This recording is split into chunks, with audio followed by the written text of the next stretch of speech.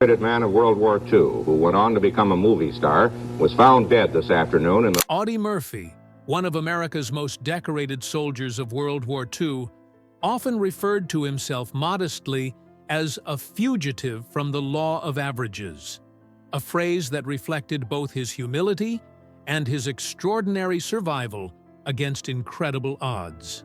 His life was defined by bravery on the battlefield, devotion to his country, and an unshakable commitment to the men he led. After the war, Murphy transitioned to a public life, becoming an actor, author, and advocate for veterans, using his voice to shed light on the struggles many of his fellow soldiers faced when returning home. Yet, even for someone accustomed to facing danger head-on, Murphy's final journey would be unexpectedly tragic. The final flight. On May 28, 1971, Murphy boarded a private Aero Commander 680 at Martinsville Airport in Virginia for a short business flight to Roanoke, where he was scheduled to meet with investors. On board were 5 other individuals, including the pilot, Herman Butler, an experienced aviator with thousands of flight hours, and 4 additional passengers connected to the same meeting. Weather conditions were described as marginal, with dense fog covering the mountainous terrain, light rain reducing visibility, and cloud ceilings below recommended limits for visual flight. Despite these conditions, the plane departed around midday. Shortly after takeoff, the aircraft entered the low clouds, and within minutes it struck Brush Mountain at an elevation of about 2,200 feet. The crash was catastrophic, leaving no survivors. All 6 occupants died instantly. Official investigation. The National Transportation Safety Board conducted an investigation and released its final report several months later. The agency concluded that the accident was caused by controlled flight into terrain, attributing the tragedy to pilot error combined with poor weather. Investigators found that the aircraft had descended below the minimum safe altitude for the area, that the pilot had not relied sufficiently on instrument navigation, and that visibility was severely limited. No evidence suggested mechanical failure, fire, or structural defects before the crash. At the time, the report appeared straightforward, and public attention faded, as Murphy's death was officially considered an accident caused by unfortunate conditions and human error. Early doubts. Even as the official explanation took hold, questions lingered among those who knew Murphy personally and among aviation observers. Experienced pilots noted that Butler's decision to continue the approach at low altitude under heavy fog seemed uncharacteristic of a seasoned aviator. Murphy's family, particularly his wife Pamela, expressed unease, noting that Murphy was cautious by nature and, unlikely to board a flight, he considered unsafe. Radar data and the crash debris patterns left room for speculation, as some elements did not fully match typical accident expectations. Local witnesses also described hearing a sound before the impact, suggesting a brief interval between the first indication of trouble and the collision.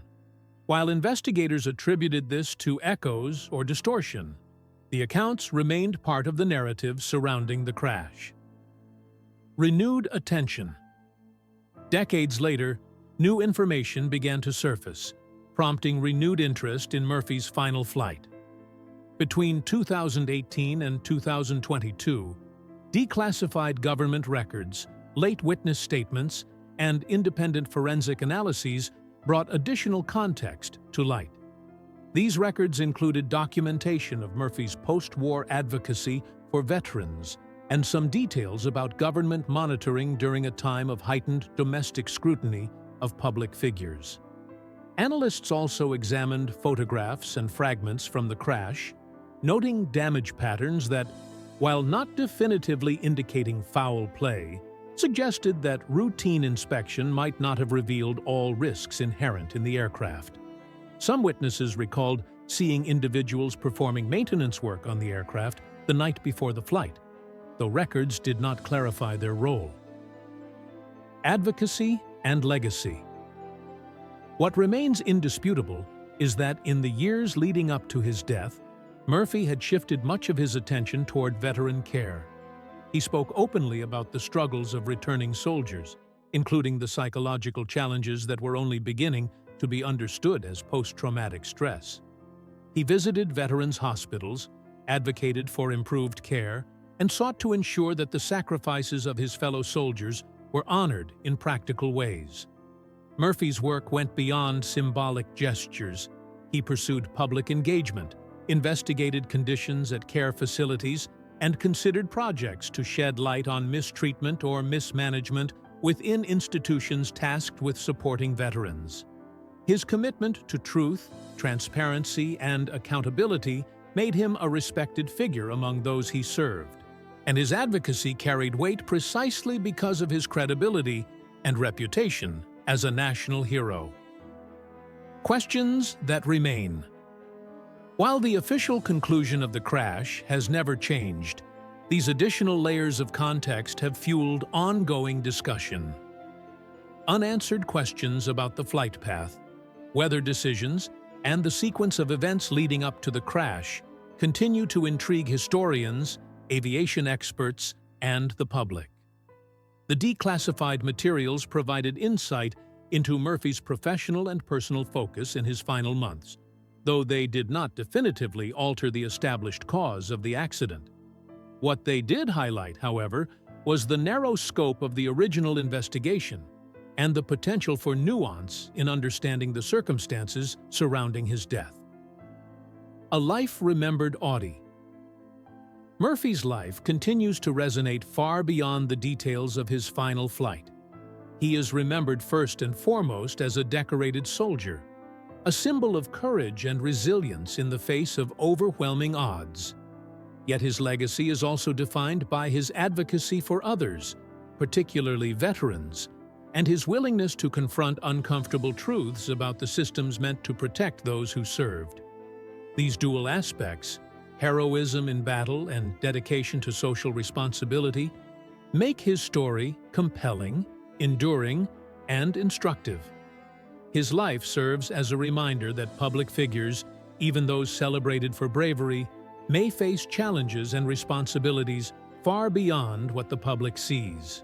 A legacy of courage and inquiry.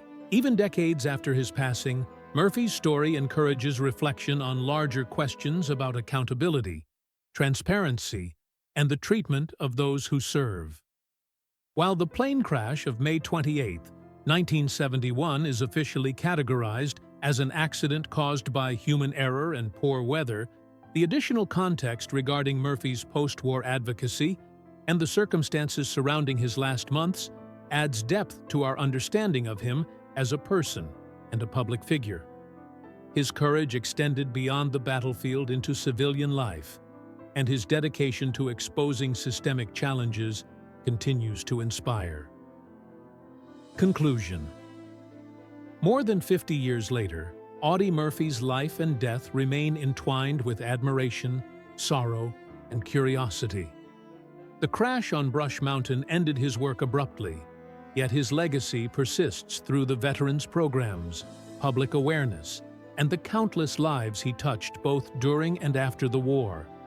The official account provides a clear explanation, yet the richness of his story lies in the complexities of his life, the challenges he faced, and the causes he championed.